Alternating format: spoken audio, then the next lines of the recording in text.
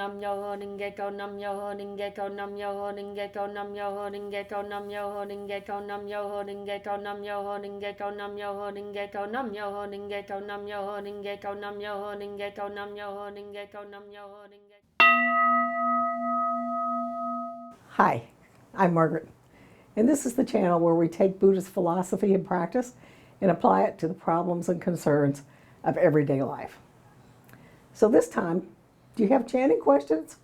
Here are a few. I had a question this week about whether we can chant for something that goes beyond our personal wants. Of course you can. You can chant about anything you want and need to chant about. I think the reason people chant for their personal wants is because they're immediate and close, and it's easier to see if you're getting results. But there's nothing that says that you can't chant for anything that's important to you. As Daisaku Ikeda points out, quote, "You're free to chant for whatever you wish. It's all up to you." From Faith into Action, page 154. Think of him, Daisaku Ikeda, who's chanting for the health and happiness of the members every day, and for Kozen Rufu across the globe. There you go. You can chant for anything you want. Now, will chanting change somebody else? A number of questions have come up recently about how to chant to change other people. It's important to remember that the Gohanzen changes the person who is chanting.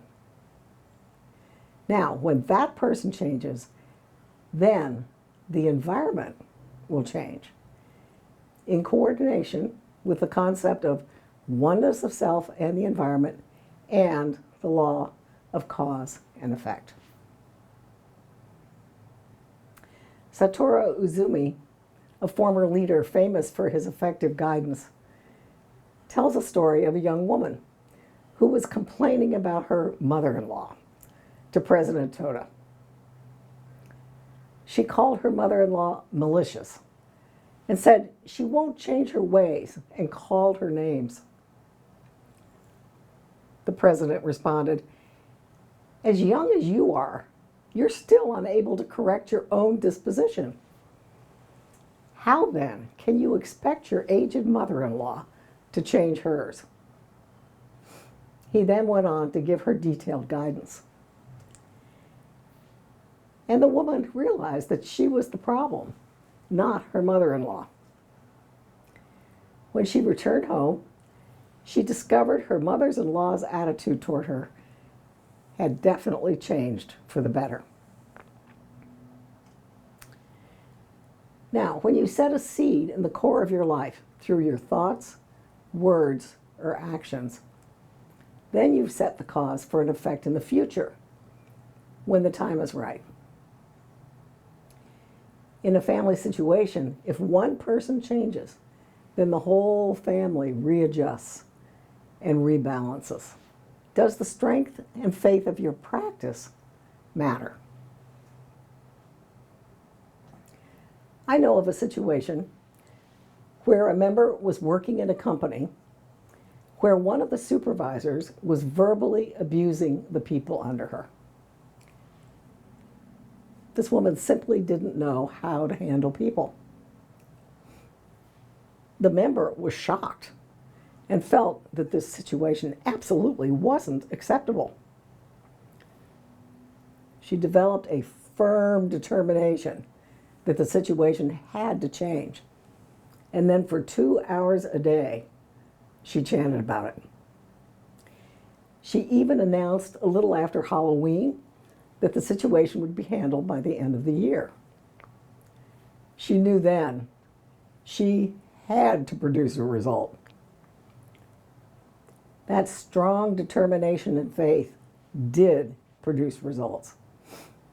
The supervisor was asked to step down and placed in a position where she wouldn't have to supervise anyone, all before the end of the year.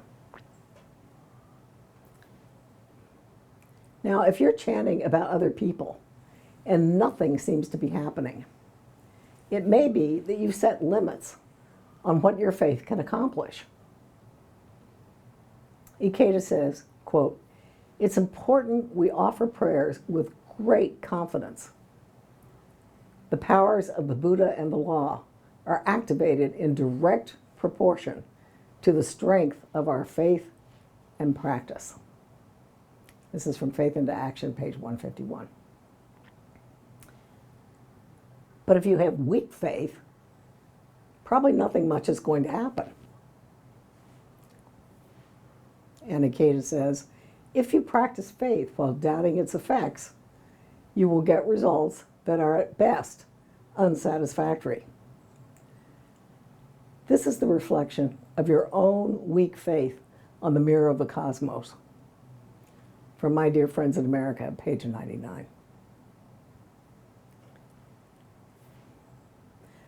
I've also had questions about how do we chant to change a group of people where nothing seems to be changing? It could be that no one in that group of people wants things to be any different.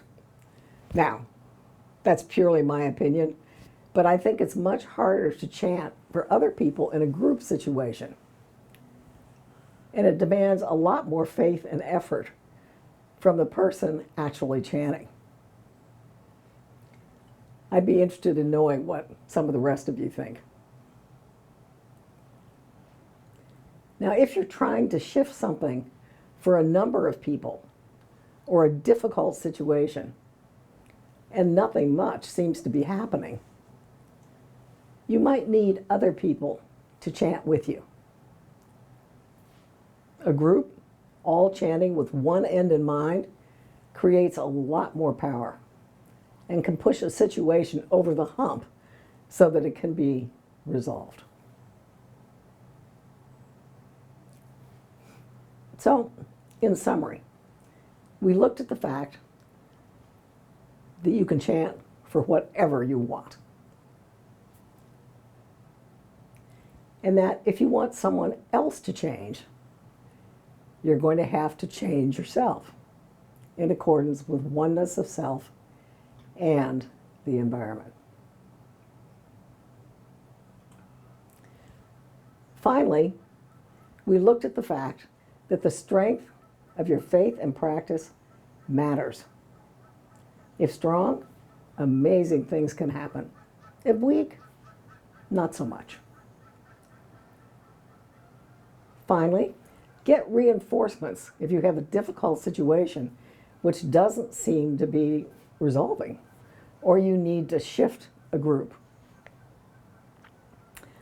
Because chanting as a group creates a lot more power.